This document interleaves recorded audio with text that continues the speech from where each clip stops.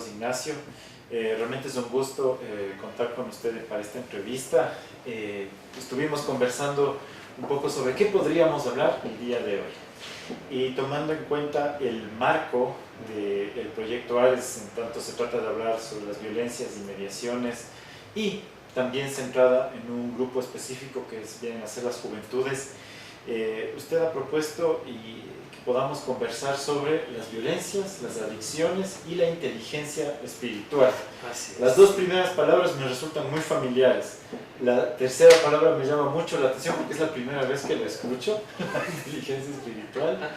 Entonces, quisiera saber un poquito cómo están enlazadas estas tres palabras en lo que vamos a conversar, esas tres expresiones en lo que vamos a conversar el día de hoy. Muchas gracias, Emilio. Bueno, la inteligencia espiritual es un concepto que se utiliza en la investigación científica desde hace unos 20 años.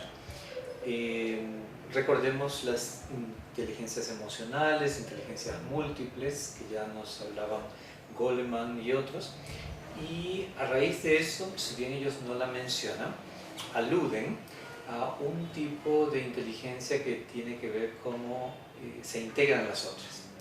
La kinestésica, la artística y todas las que hacen que podamos decir que hay una inteligencia múltiple en el ser humano.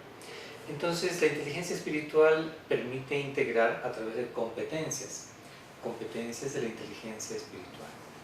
En el 2008 hay unos autores norteamericanos que van a promover un test de la inteligencia espiritual y luego van a continuar, eran King y De Sico, van a continuar las investigaciones. Pero también ha habido otros autores que la han analizado desde el campo educativo, el campo de la resiliencia, y desde hace unos 4 años en la Pontificia Universidad Católica del Ecuador propusimos un proyecto de investigación con el Hospital San Juan de Dios en el departamento de adicciones. Adicciones, pacientes que tienen adicción a las drogas, a sustancias, al alcohol. Entonces hicimos una propuesta de hacer con ellos, después de toda la propuesta, el consentimiento informado, un estudio en que hacíamos 3 tomas. 10 días después del ingreso del paciente, porque está totalmente intoxicado y hay que esperar a que se desintoxique un poco. A la mitad del tratamiento, que es 1 mes y medio, y al final de la estadía, que es a los 3 meses. Ese es el periodo típico que tienen con todas las personas que van a este departamento. Allí aplicamos la inteligencia espiritual, además de otras terapias. Y entonces pudimos hacer el análisis de las adicciones y entenderlo también desde el contexto de la violencia, de todo lo que se ha discutido en el coloquio, cómo incide mucho la biografía, la historia personal, que luego desemboca en este tipo de dependencia, pero que estudiando las competencias de la inteligencia espiritual y estimulándolas, podíamos ver cómo se reactivaba.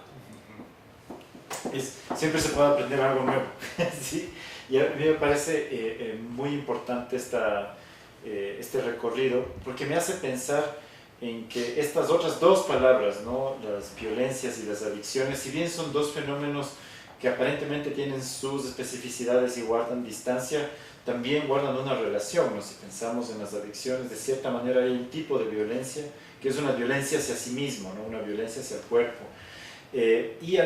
Por otra parte, frente a lo que han ido conversando otros colegas también durante el coloquio, por ejemplo, con el concepto de trauma, es que las violencias y las adicciones de cierta manera implican un corte en el desarrollo de una persona, es decir, el desarrollo puede ser algo que se presenta espontáneamente y al mismo tiempo implica un trabajo personal, caminar hacia un horizonte, y me hizo pensar que tal vez pensar la inteligencia espiritual es una manera podría ser, no sé, una manera de reconsiderar este desarrollo personal, de reconstruir esta noción de desarrollo o de situarla, porque no siempre existe la noción de desarrollo en una persona. Hay personas que sí pueden tener pensado un proyecto de vida y otras personas que no, ¿sí?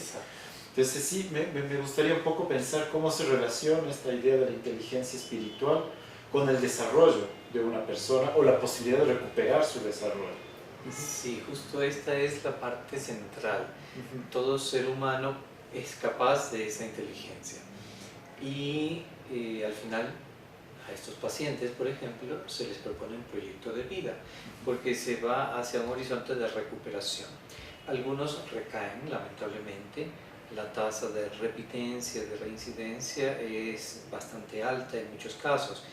Con este proceso pudimos ver, sin llegar a conclusiones significativas, no podemos decir hemos descubierto la pólvora, hay que estudiar mucho más, pero sí en algunos de ellos pudimos observar ese cambio durante el mismo proceso de tratamiento.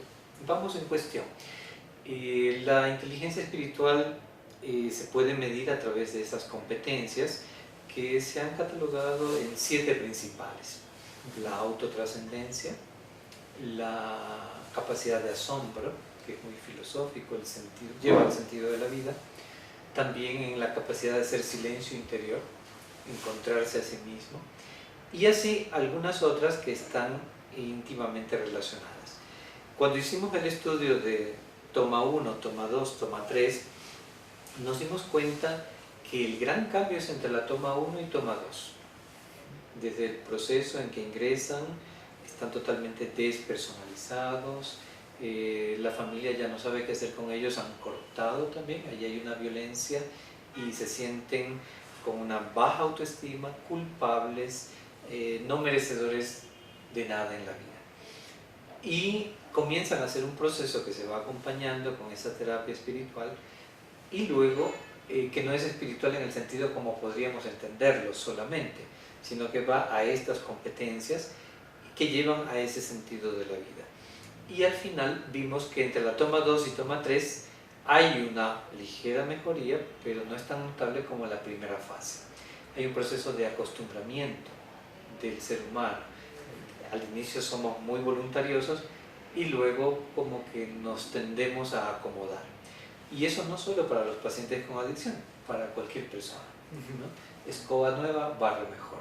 Y así vamos también viendo cómo un continuo ejercicio de esas competencias permite un desarrollo integral.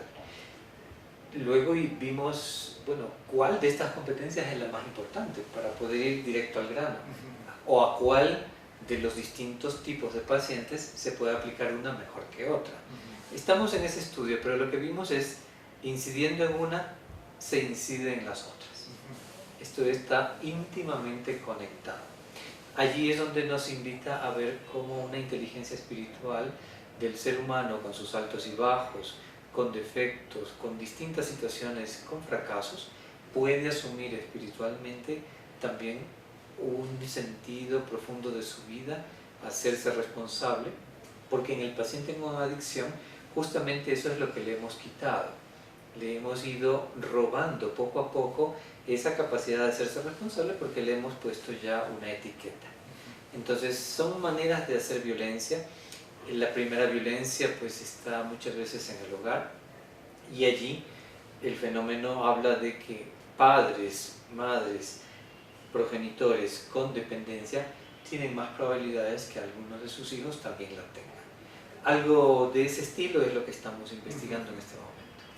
Colegas que trabajan en el campo de las adicciones han referido varias veces a cómo está presente también una ausencia en la vida afectiva, unas ausencias en la vida emocional, que se originan en el hogar muchas veces, es decir, no haberse sentido suficientemente amados, sea por su madre, sea por su padre.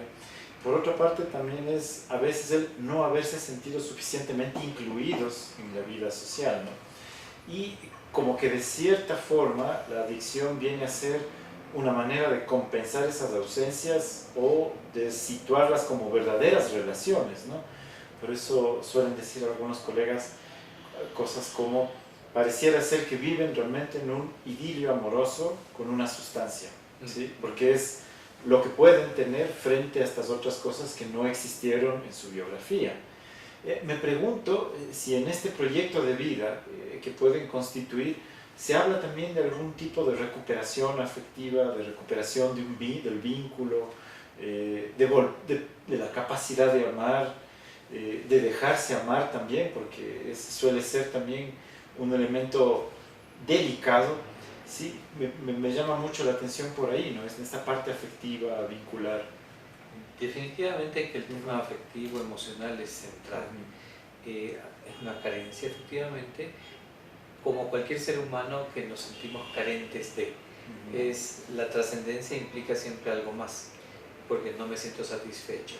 Estas personas, por distintas razones, buscan un deseo insaciable que no se puede satisfacer, y eso va generando momentos, situaciones que le llevan a la dependencia.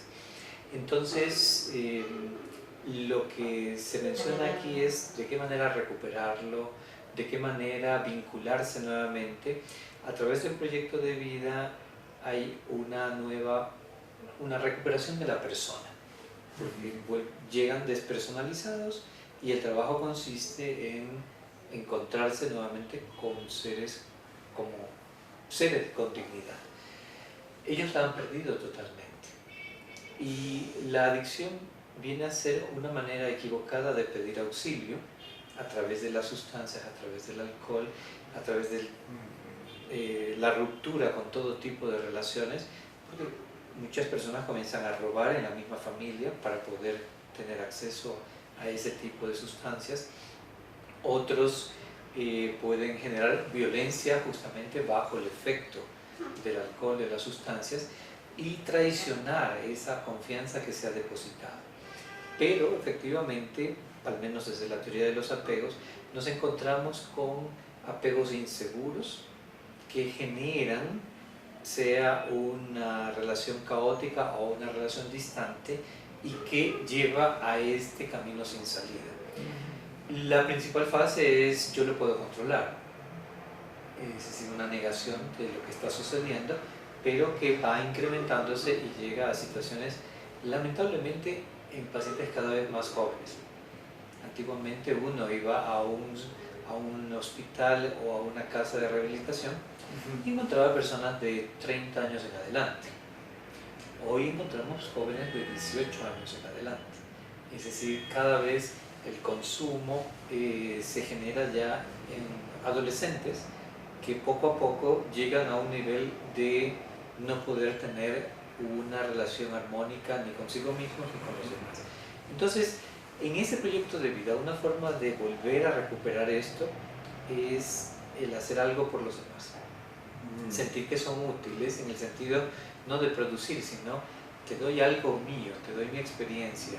Y entonces parte del proyecto es dar un testimonio.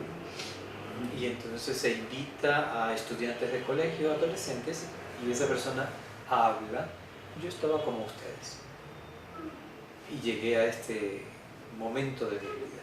Entonces estoy de alguna manera revirtiendo a la sociedad aquello en lo que yo puedo dar un testimonio, colaborar y recuperar algo nuevo.